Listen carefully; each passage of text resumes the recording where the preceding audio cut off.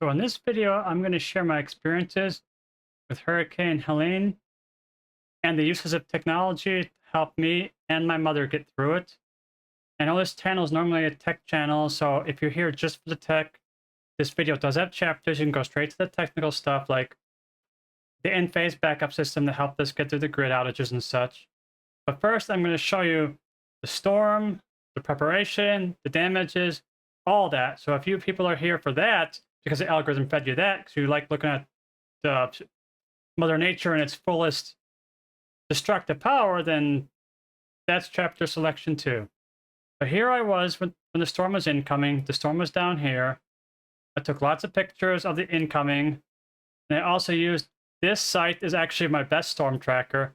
As I watched these things turn red, as people were going with outages, I knew the storm was coming. And as you can see, this is a live map. The storm was so destructive to the Georgia power grid and the Carolinas that there's still this many people without power. There's still entire counties that are like, half the users are offline because the amount of grid damage was substantial. And that's just crazy. This storm hit on the 27th. It's now the 10th. Put that into perspective. But this is a good way to show you the storm's coming. In fact, this is what Florida looks like right now, because they were just hit by Milton. Oop, a few more people got power back. It was worse. They were over 3 million at a point, but this site is amazing for storm tracking and power tracking.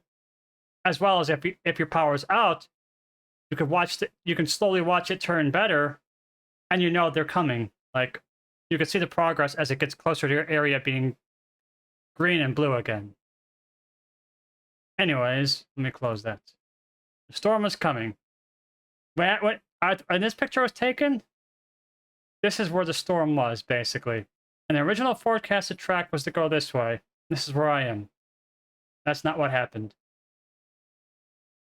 At this point, they said it was going to be over here, right? Nope, it still continued going northeast longer than expected. It actually went northeast to about here, and then ricocheted to that. That's why it hit the Carolinas worse than they originally thought and stuff. Like, granted, this was the storm's cone, so it was gonna screw everything up regardless. This is one of the biggest storms that we've had in terms of size, in terms of volume and area it hit. It hit the whole state of Florida. It hit the whole state of Georgia. It hit the whole state of South Carolina and most of North Carolina. It was a monster. But it got up to here, and then I'm still right here. Basically, the storm tracked up through here, and then it basically got this close. Like, this is where the eye wall was. It was just to my west, just a little bit. It was probably a lot closer to Vidalia, which is over here. But yeah, it got a lot closer than forecast, so I got hit pretty hard by the storm. It was still like category 1 here. It wasn't category 3 like it was down here, or was it category 4 when it hit landfall? I don't remember. But this is my shed. It was decimated by the storm. I want to preface this in saying this storm was massively destructive, but I avoided a lot of it because after Irma a few years ago, I told myself never again. So I took massive storm preparation. Every tree from my property was removed after Irma because I wasn't going to deal with a tree falling on my house or my shed or anything again. Kind of ironic that, like, I thought it was sparing the shed and it got decimated anyway, but I had no trees on my property at all, not even one. And that's a godsend for this storm because trees fell over everywhere. Now, a video of this shed too. Let's see if I can find it. No, that's me dumping in a dumpster. I thought I had. Oh, here we go. I was doing like a walking survey. The shed was completely obliterated. Everything in it was blown very far. There's stuff you can't see in those deep weeds back there that I'm probably not going to recover very well. But needless to say, everything that was in the shed was pretty much destroyed. Nothing of significant value was in the shed, but there was a lot of old speaker systems, tools, and such that were in there. The shed itself was probably the only thing that was actually somewhat valuable. But to be honest, it was rotting out from termite and ant damage anyway, so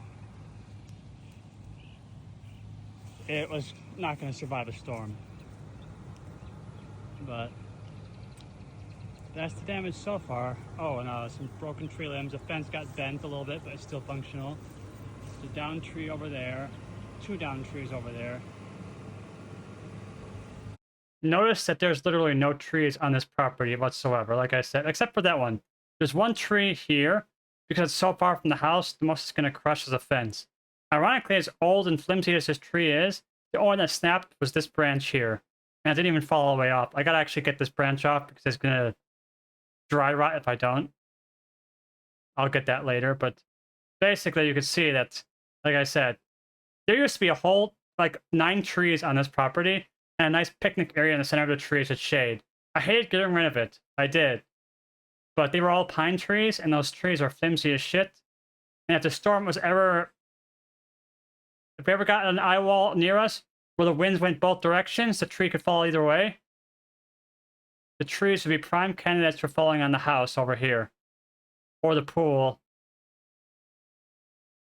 And then I'm going to fast forward a little bit to the shed. Here's the neighbor's house. They lost a tree. This fell down and got knocked over. And they're fortunate it fell this way and not this way on their trailer. Well, that's their mobile home. Their trailer's further back, but that would have been crushed. Or it could have... It is pretty tall. It could have hit the trailer too, or at least their deck. But that's the storm damages there. And I took this video during the storm. This wasn't peak winds. This is just when I was comfortable enough to actually go on the porch. And the winds weren't coming into the porch.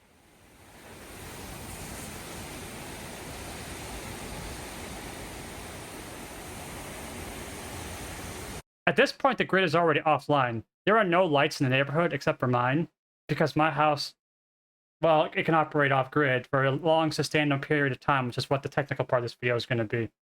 So I'm literally here with floodlights on, while the entire neighborhood's in pitch black. That's why you can see nothing beyond my floodlight. Literally, it doesn't look like I even have neighbors. It looks like the void is there.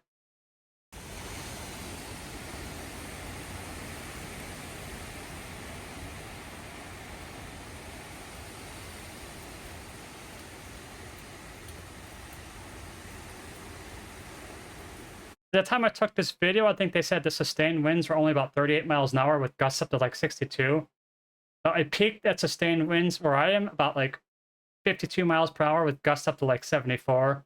So I was like just under Cat 1 because I was just outside the eye wall where the Cat 1 force winds were. It was still a Category 1 when it was to my west, but I was like just outside the eye wall to where I was just getting like sub Cat 1 force when it came by.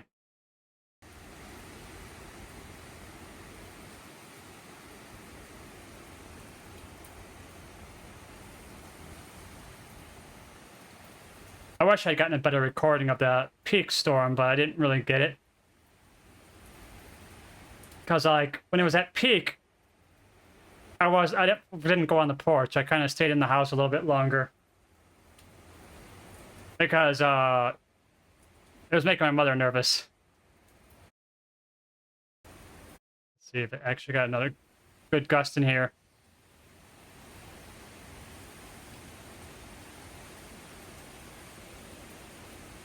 And one thing that was unique to experience with this storm was I was standing on this porch, all I could smell was salt water. I'm like an hour and a half from the ocean. It's been relatively weak here. But all I could smell was salt water because this storm brought a lot of salt water inland. Like, it was carrying salt water. And I just could just smell it. Only about 33. Let's see, anyways. That's about it for that video.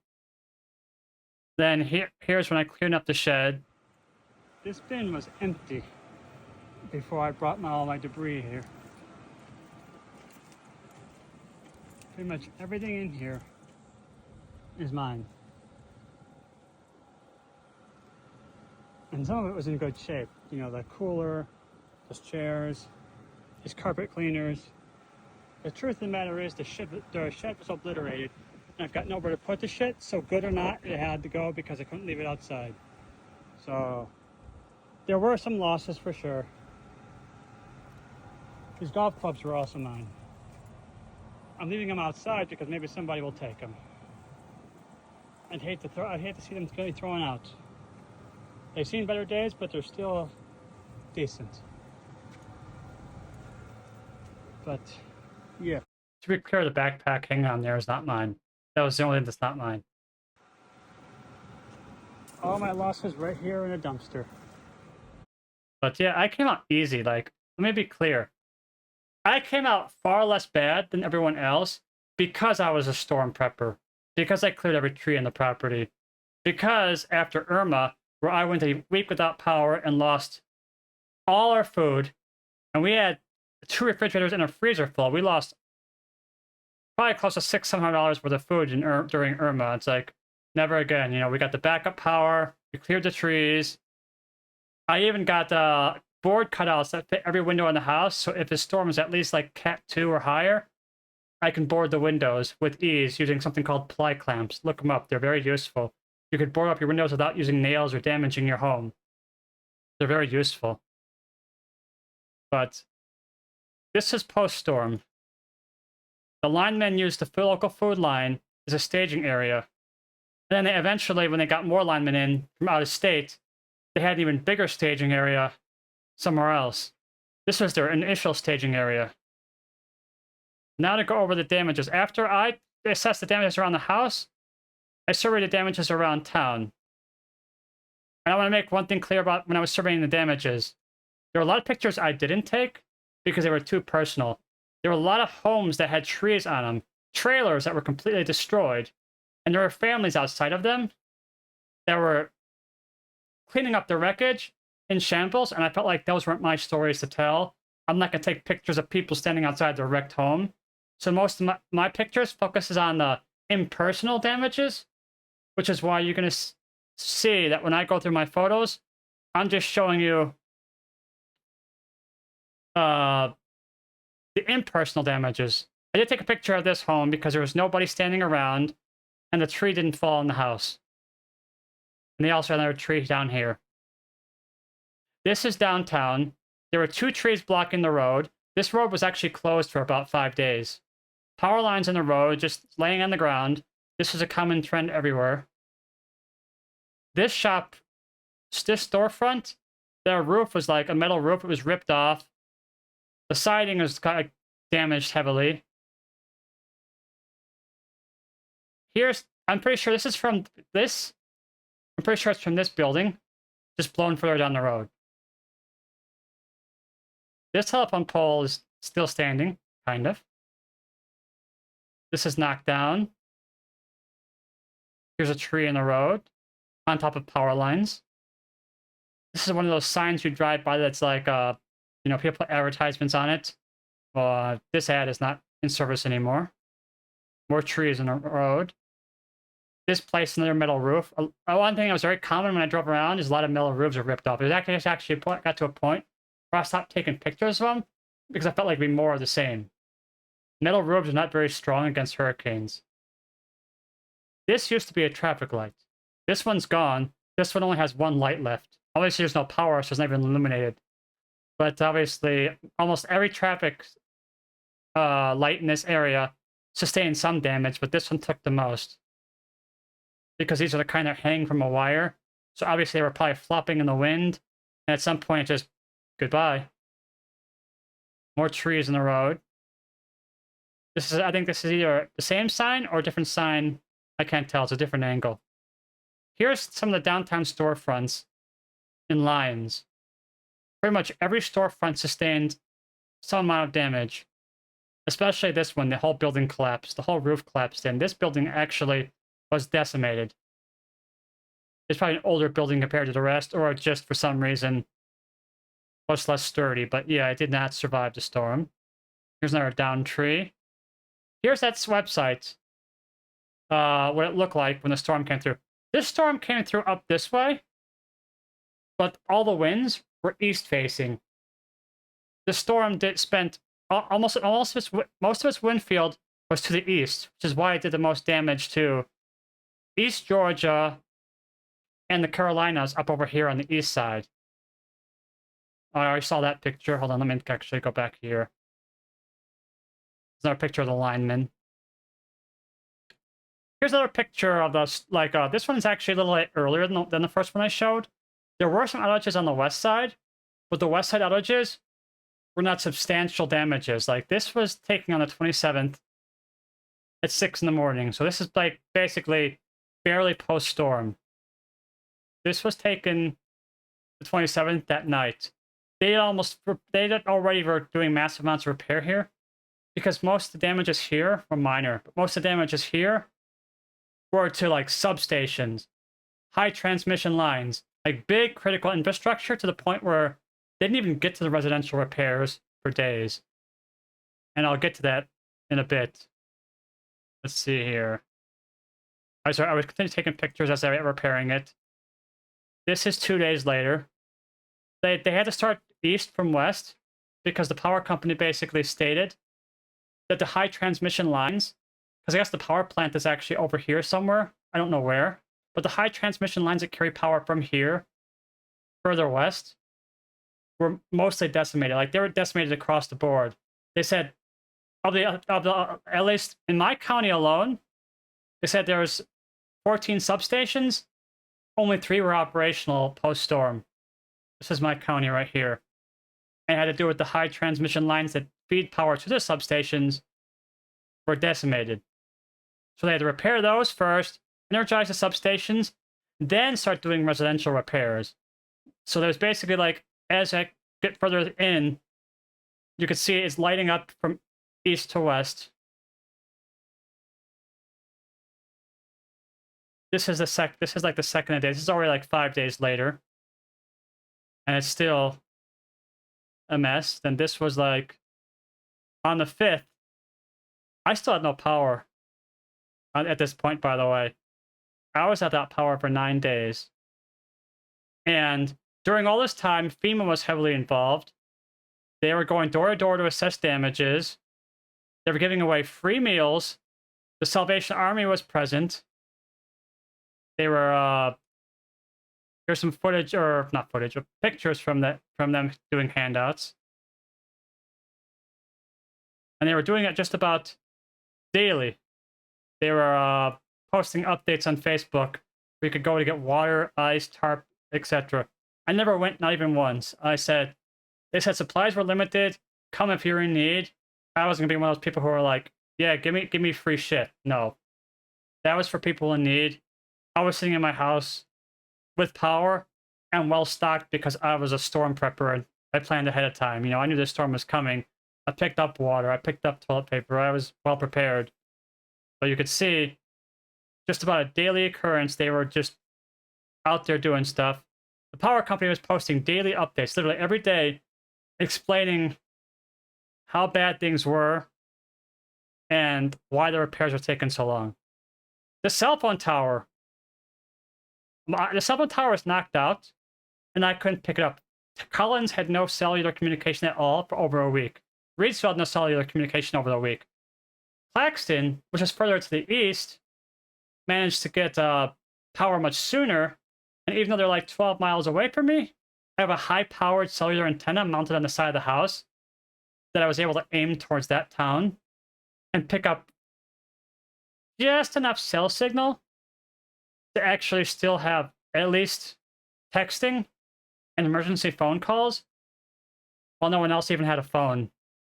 Like I said, I'm a prepper. I was like really on top of this shit on preparation. And that's pretty much it for the damages. Let's see. Like I said, there were much more widespread damages, but there was a lot of pictures I didn't take because they were just not my business to take. So next thing I'm going to show is what kept me on grid. This is the technology part of the video. This was the saving grace. This is the heart of my Enphase backup system. I had 33 panels on the roof, but I'm not really going to show that because they're just solar panels. You know what those look like. But these are the power backup batteries. All 4 of them that can store up to 40 kilowatts of energy that I used for off-grid. Just a clarification, 40 kilowatt hours, not 40 kilowatts, you know. Backup.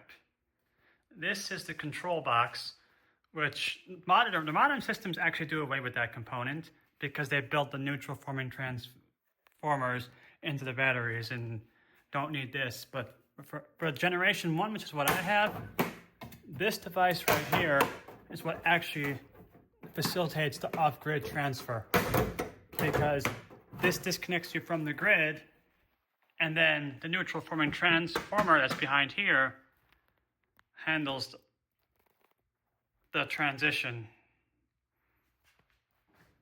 And then you go off-grid with this, and the battery is providing power directly to the whole house,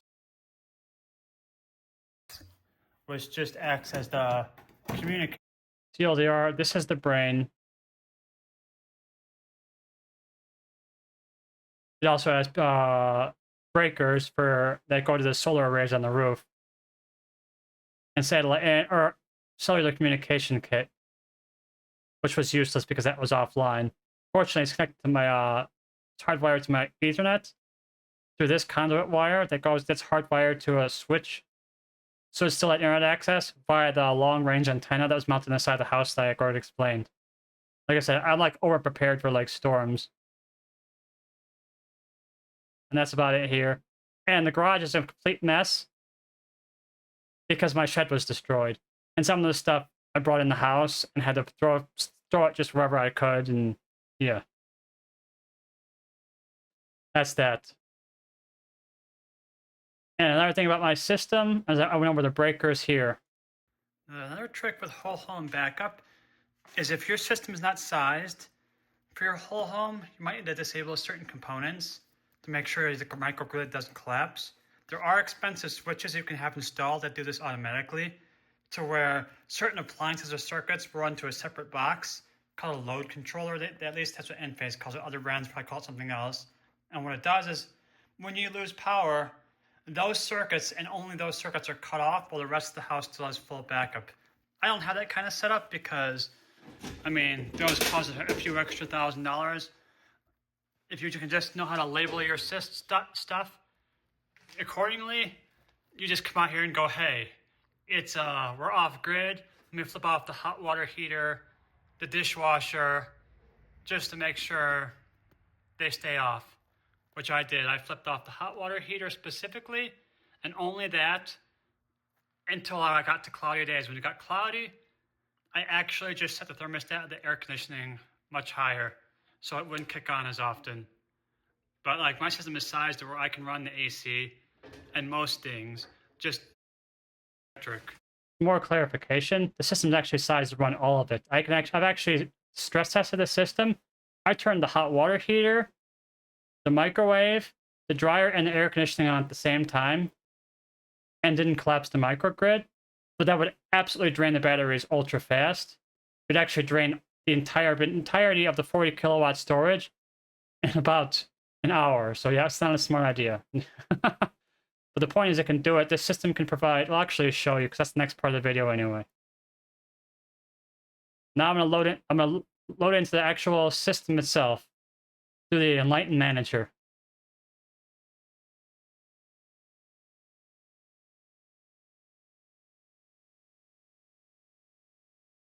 Enlighten's a bit slow. This is about the only critique I have about Enphase, is they're very man-in-the-middle. In fact, if their servers are down, you can't even access your system at all. You can't change your settings. You can't view your errors or stats, really. That's what I hate. I've actually had storms to where I couldn't even log into my system to see how it was working. It will still work in offline mode, don't get me wrong. If your power goes out, the system will kick in no matter what. You just can't look at it or change your settings if their servers are down. And that I hate. That's the big caveat of their system that I dislike. As you can see, I'm on grid. I just normally I run a self-consumption profile to where I use as little power from the grid as possible, because it was very windy today, and they warned that the offshoot winds from Milton might knock down some trees that are already cracked from Helene, and to expect possible grid outages. So I made sure the battery stayed fully charged all day. I only switched them back to normal recently. Like right now, I'm not using power from the grid at all. I'm discharging the battery. That's how it is most days. I pretty much run even when I'm on the grid, I pretty much run off grid unless my power needs exceed the batteries, which is possible sometimes if I am doing like laundry and stuff. But now let me show you. I can pretty much show you every single day from the power outage, right from the moment the power went out. I'm going to show you the entire timeline via the system and how well it worked off grid. We never lost power once. This entire street had no power for 9.5 days. Neighbors were driving past by our house, and we had our porch lights on because I felt the neighborhood was so dark that I made sure the floodlights and porch lights stayed on at all times to at least provide some kind of beacon in the darkness. The cars driving by or whatever, so they can actually see the road because the street lights are out. So anyways, let's go back to the day of the storm.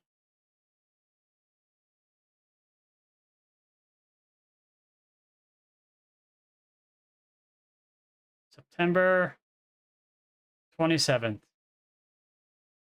At 2:04 a.m., the grid went offline. Up until that point, I knew the storm was coming, and I put the batteries like right from this moment on. I kept the batteries fully charged, leading into the storm.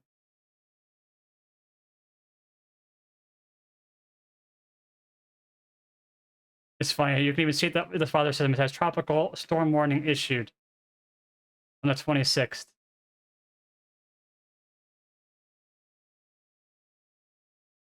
Anyways, the batteries were fully charged. The storm hit here. Begin off-grid operation. At this point, everything is like I said, I turned off the hot water heater and the dryer.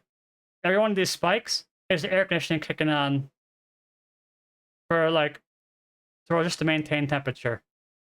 I did set the air conditioning to 78 though, because I didn't want it to run continuously or often. I basically looked at the weather forecast and knew the next day was only going to be partly cloudy. It's not going to be like fully sunny. So I right away, part of having an off-grid operation system is being mindful of the weather. Knowing when you're going to be able to recharge your batteries is critical. Granted, I was a bit over-conservative here. I was only down to here. The batteries are already fully charged by here. And then at this point, when the batteries are fully charged, the solar panels actually turned off. Because the batteries are charged and the grid is offline, there's nowhere for power to go. So you can see the production dropped off way out here. That's because the panels turned off. Because if there's no place for the power to overflow, then there's no sense in producing power. At that point, you just got nowhere for it to go. Sun went down, running on the batteries. The next day was even more sunny. I was probably still too conservative about the air conditioning. This is probably one of my mistakes. I was a little over-conservative on the sunny days. So I basically got into a situation where half of the day, batteries are already fully charged. And I had nowhere for solar energy to go. So you'd see that solar production would drop massively. That was kind of wasteful because that was energy I could have produced and used. I could have actually had the air conditioning at like 75 or 74 instead of 78. Used a bit more power, and the batteries have been fully charged somewhere around here, etc. The first few days were sunny, so it was actually very good. You can even look at the solar array for that day and the panels and what they produced.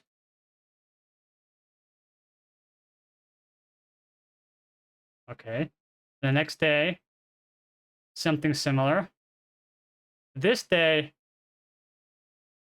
my mother did mention that she wanted hot water for something, so I turned the hot water heater briefly. And I mean briefly. And these are giant spikes. Like I said, these are much bigger than the air conditioning spikes. This is what an air conditioning spike looks like. This is what a hot water heater spike looks like. Put that into perspective. This, I'm not sure what this was. It might have been the stove or the microwave or both. But I knew we had the power to do it. So it's like, it's one of those things where as long as you're watching, you're keeping an eye on your system, you could use power accordingly. Remember, we're still off grid. All this is off grid energy. Producing our own power, using our own power. Anyways, at this point, We got the batteries actually down to 40% here before the sun came back up. At this point, it's when I was getting a feel for how much power we could use overnight, provided we had the sun to reduce that the next day. And here, fully charged later on. Instead of being fully charged here, we were fully charged further on here. So we're able to use more production. This is a more efficient use of the system.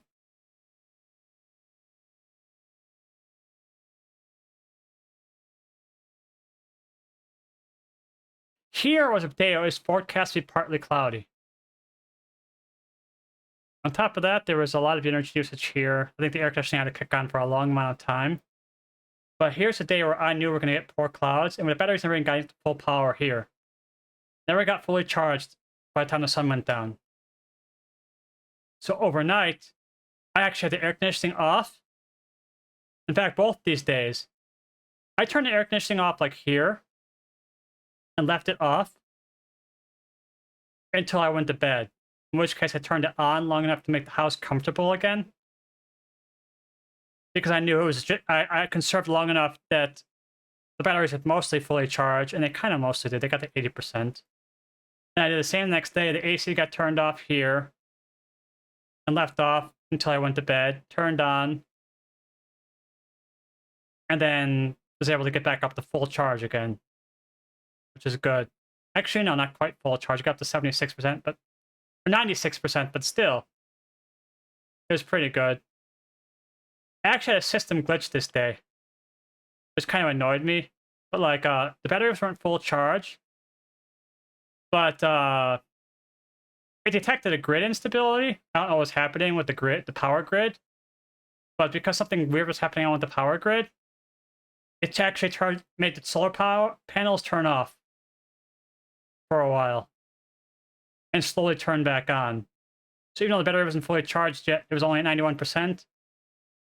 The production fell off that day because of a power grid instability. Next time I know, I need to actually manually pull a disconnect switch too. So if they're working on the power lines, weird things being sent down the power lines won't make the system go and get messed up a little bit. Like, it has an automatic disconnect switch, but it still maintains monitoring on the grid. And it was monitoring the grid and said it was unstable here. Anyways, here's the next day. Again, just managing. It's more of the same. Air conditioning, I think, was left mostly on. And during the day, the air conditioning ran more. Off-grid operation was good here. But here's where things started getting murky. From this day onward, the weather was forecast to be cloudy for 4 days straight. And I was like, okay, we're kind of in trouble if it's going to be cloudy for 4 days straight. So from here, I turned the air conditioning off. And it was stayed off even when going to bed. Because when I went to bed, we were down to 36%. We only produced 22 kilowatt hours of energy. Didn't even get the batteries up to 70%. Then we had to go into the next night. Air conditioning is off. I'm not sure what this was. Probably, again, like an oven or microwave or something. We had to cook dinner somehow. But the air conditioning had to stay off. Now here, the batteries are getting critically low. 23%. Air conditioning still off. We only produced 19 kilowatts this day. At this point, the sun was going down, and we were only at 46%. And the grid came back online. If the grid hadn't come back online this day, we would have made it overnight. Like, I'm sure of it. We would have made it overnight and gone into the next day. So the next day was forecast to be heavily sunny. I'd already planned energy. The battery would have gone down, and I mean, the battery would have gone critically low, like 10%, sub 10%, before the sun came up the next day. But I looked at the forecast, it was going to be heavily sunny the next day. So if the grid hadn't come back on, you would have been fine, and the batteries would have been fully charged the next day. And we would have gone several more days. Well, this day was actually pretty cloudy, but we would have gone into this day with full batteries. And that day was sunny. And that's today. You go right back to here. It says right here, the grid came on grid at 5:17 p.m. Now if I go into here, system, backup history. it says right here, this grid outage lasted 9 days, 15 hours, and 13 minutes. In total, this system has provided 12 days and 14 hours of backup. So the majority of the backup was this storm. But make no mistake, regular storms take the power out too. This system has been installed for a few years. Most outages are short. They're like a few minutes long, believe it or not.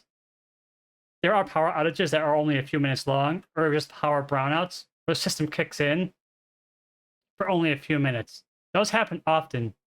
As you can see, there's a lot of outages that are minutes long. Here's one for 2 hours and 34 minutes. It happened in February.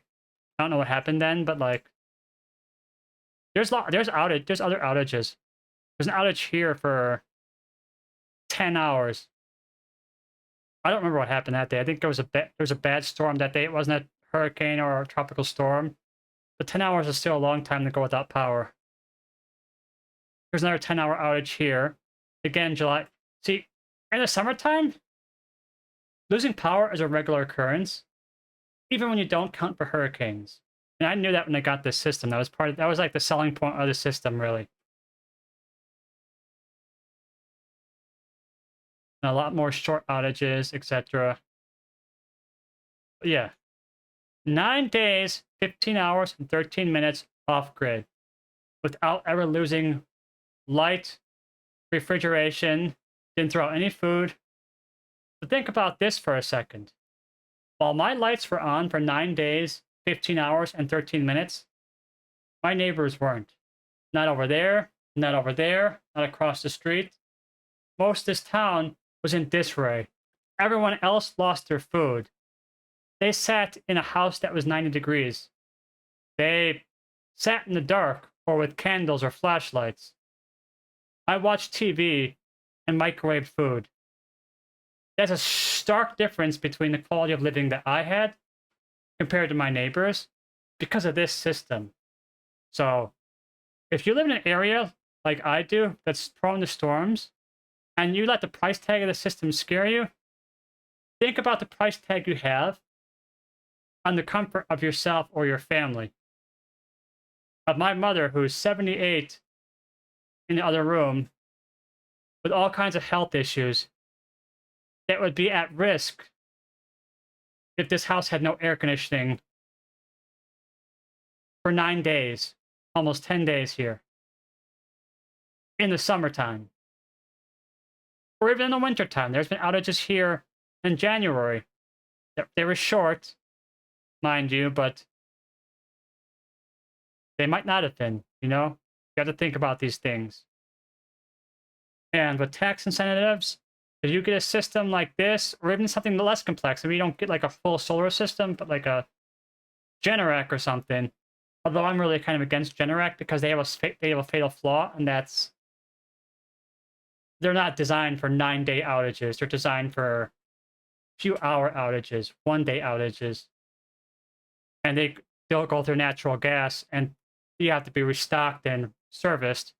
This is kind of like self-sustaining. You know, there's always sunlight, even a cloudy day. Like, let me put it into perspective again here. This day had no sunlight at all. The sun never came out. I still produced 20 kilowatt hours of energy, which means even if I turn the air conditioning off, I can still live off grid this way. My lights still won't go out. I can pretty much keep the energy almost a flat line as long as I don't run the air conditioning. Obviously, it's more ideal that it looks like this, or like this, where you can run the air conditioning all day because you have sunlight to re-energize the batteries. That's where solar has an advantage over like a Generac or even just a generator. If you live in a storm-prone area, at the very minimum, buy a $400 generator and keep your food fresh. Because let me put this into perspective. People who had generators didn't lose the refrigerator worth of food. The generator cost $400. Tell me, how much food would you lose without power for 9 days? Probably half the price of a generator. The next storm, you've already paid for your generator by the food you saved. So, storm prep is essential. And I hope this video hear a lot of pointers about storm prep and put some perspective on it. I don't take for granted how easily I had it during the storm. The worst thing that I had was that I couldn't play World of Warcraft or watch Netflix because the signal from this neighboring town was too weak. I had like a very weak cellular signal, as you saw, and at best I could make phone calls and text messages because the cell phone tower was out of service for a week. But I had power and I had comforts, and that's much more to be said for millions of people this storm impacted who lost food. And granted, I'm glad the Emergency Management Agency is helping. Like, I've already heard, they're replacing people's food. If you lost food, FEMA's replacing it. And they're doing it through the food stamp system, I think. Like, they're basically saying, you go in there and say, I lost all my food, and they'll give you an EBT credit for it, so you can replace your food.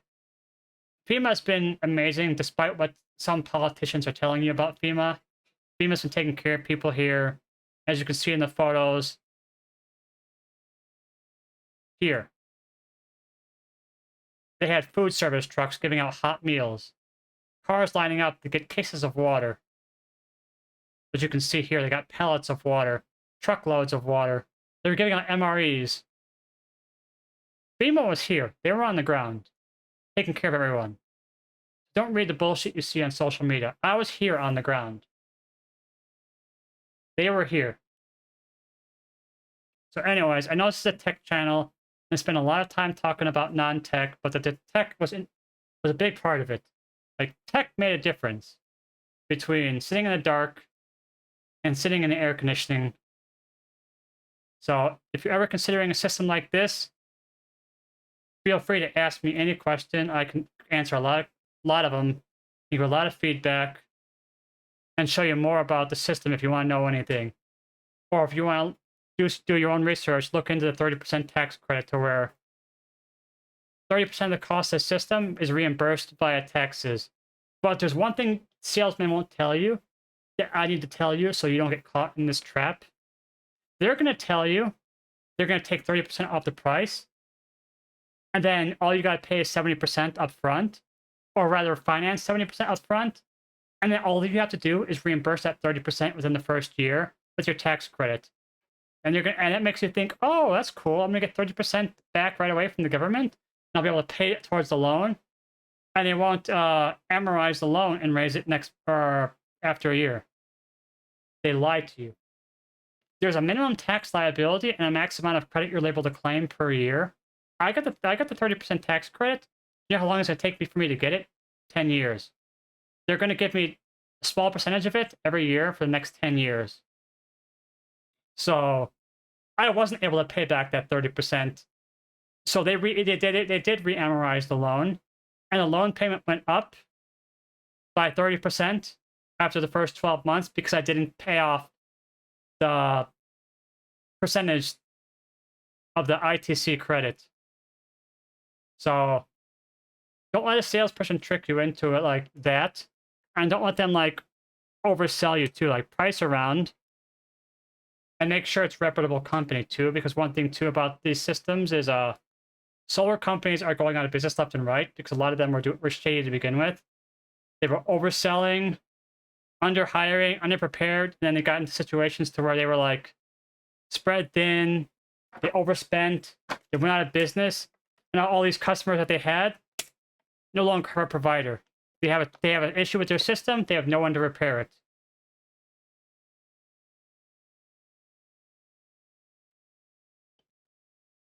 Then you had companies like ADT, who bought up smaller companies, formed their own solar division, and decided, you know what? We changed our mind.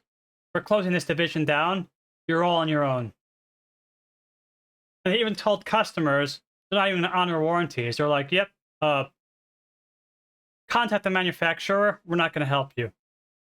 I have a contract from ADT. Actually, they bought up the company that did my solar, which is sad because that company, I think, wouldn't have folded if ADT hadn't destroyed them from within.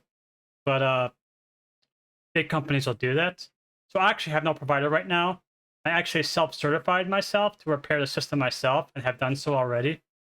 That's the one thing good about the Enphase system is you can self-certify for free using their online classes and do maintenance on your own system. So that's one good thing about the Enphase system is you can go that route. Self-certification, even self-installation, although you have to do all the permitting and stuff yourself. And a lot of the installation will require additional people. Like those batteries are heavy. You're not going to install them yourself. But anyways, I'm kind of rambling. This is a long video. I'm not sure it's even going to be a good video, but it is what it is. It's something I want to talk about. But yeah, if it's something you want to consider, especially if you live in an area like South Florida or Southeast Georgia or South Carolina, then it's worth looking into. At the very least, a generator and clearing some trees.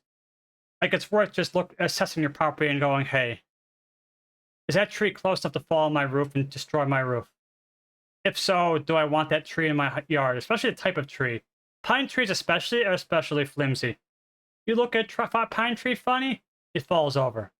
If you have any pine trees on your property that's even within falling distance of your shed, get rid of it. It will do you wonders the next time a storm rolls through. It'll give you peace of mind at the very least. Anyways, that's about all I have for this video. There's probably stuff I forgot to talk about and stuff I talked about too much on. But I was just disorganized. It was kind of a YOLO video. I just hit record and went with it.